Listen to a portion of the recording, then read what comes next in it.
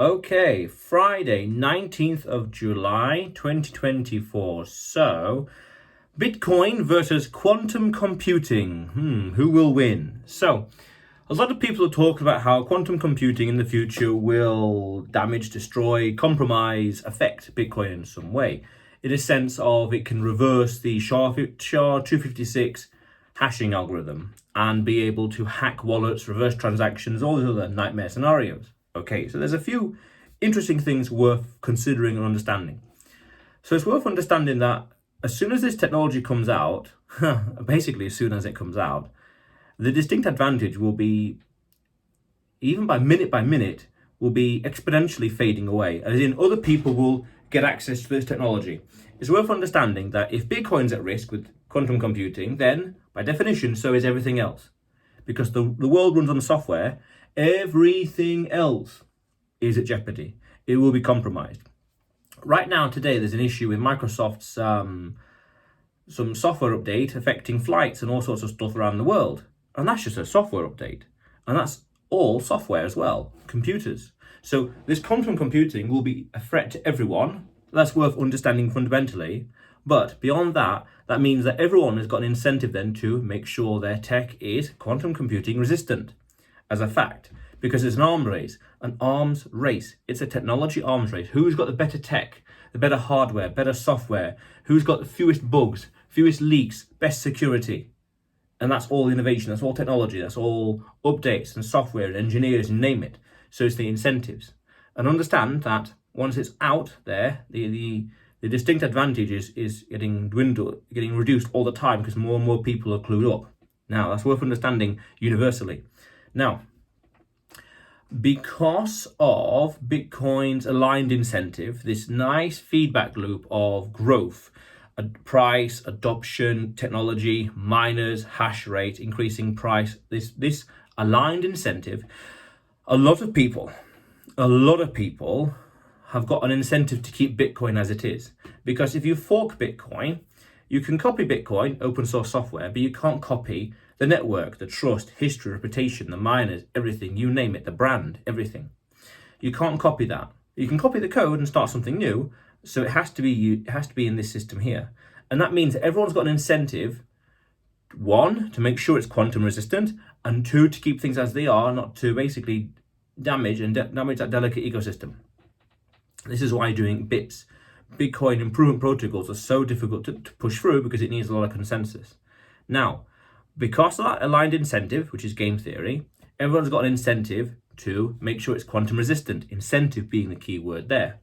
So what does that mean? That then there are engineers out there, there are people who are, let's face it, today, behind the scenes, in all, who knows which corner of the world, working on a Bitcoin improvement protocol that will be the forerunner to something in 10, 20 years from now, when quantum computing is in the mainstream.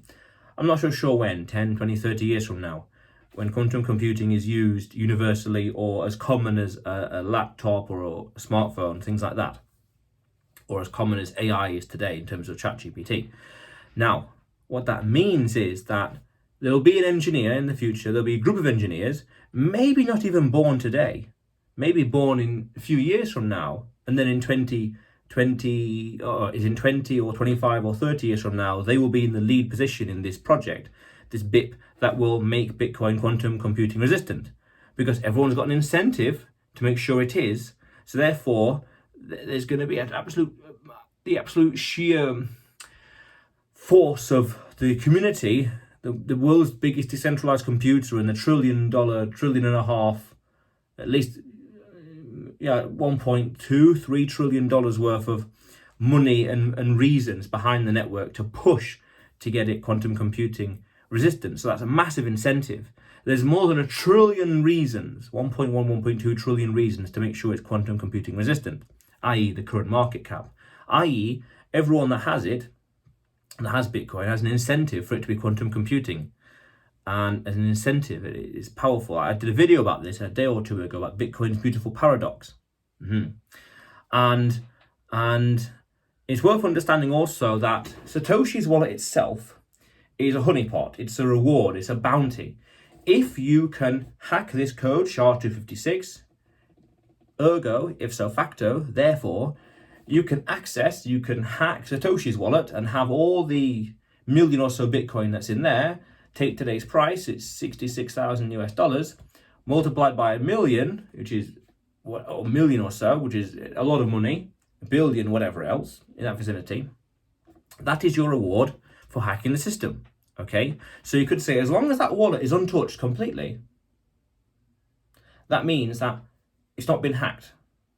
Provided access to that wallet has been lost, usual caveats and no way of finding it, whatever else. As long as it's not been hacked, that means that quantum computing hasn't taken effect because it makes sense. If you're going to hack the system, you're going to go for the biggest reward. Where's the most amount of money, the biggest pot, the biggest incentive? There's a million coins there times today's price. That's a lot of zeros. That's a lot of zeros. What are you going to do? You're going to go for that one, the biggest thing. So as long as that wallet is safe or untouched even, it means that quantum computing hasn't truly taken off. Okay, fair enough. Because that shows then, it's the biggest incentive. Go for the biggest whale, the biggest holder of it. It's the honeypot, it's the reward. If you can hack it, hack that. If you can break the code, get that. So it's worth understanding that. But also, there's another thing to consider. And this is quite profound. This is a little interesting principle of life. I fully realized over the past few years that if the normal person, the layman, person without any specialized skill or knowledge can come up with an idea, say, for example, it needs to be quantum computing resistant, for example, or comes up with an idea or a business model or a concept or whatever else, then if they can think about it and they can imagine it, then I'm quite confident that an engineer, an entrepreneur, someone with that skill set and the talent and the connections, the ability to make it a reality as opposed to just a theory. Wouldn't it be cool if? It'd be amazing if. Why don't we have X? When are we going to see Y? Z would be really, really cool to have and develop. What we need is this thing here, this X, or Y or Z. If the layman person with no skill set, no expertise, no special expertise can imagine it, then the person with the expertise would more than likely have already thought about this and or be already building it and or be already testing and doing something about it. Or, because we're talking so far in the future with quantum computing, may not even be born today. Again, as I said, that the lead engineer who will quantum computer safe Bitcoin, who will make quantum computer proof Bitcoin in the future, may not even be born today. He may be born in 5 or so years, and then 20 years from now, so 25 years from today, then he will take part in that BIP, or in that other protocol, or in that update, or in that technology that will make Bitcoin quantum computing resistant. It's all on the horizon. If you, as a normal person, or someone who has a complete different set of skills and expertise can imagine it, then the engineer or entrepreneur is already there, and they're making it happen. And then at the same time, because the market cap, there's a massive, massive incentive to keep it as it is, i.e. safe and secure, and to make it quantum computing resistant, but also that same incentive, that massive market cap, the money, is an incentive, it's a bounty, it's a honeypot for hackers or builders, whoever, get the quantum computing out there to steal from Satoshi, to hack that wallet. Truly, only time will tell, but I'm quite confident that the forces and the incentive structure, the game theory, the vicious feedback loop, as I said earlier, described, that will prevail because it's incentives. Incentives are powerful, pushing people towards securing their wealth and securing their time and their freedom and who knows, whatever else, based on the first principles of Bitcoin. That, I think, is ultimately stronger. And if people can imagine and recognize the need to have it quantum computing proofed today, then that's arguably an inevitability. And I've included the link below, some article that talks about just this, some development happening behind the scenes today. Now, that technology there could be the absolute prototype. It could be the proto technology, the proto code that could be used 5-10 years from now that will make it quantum computing resistant.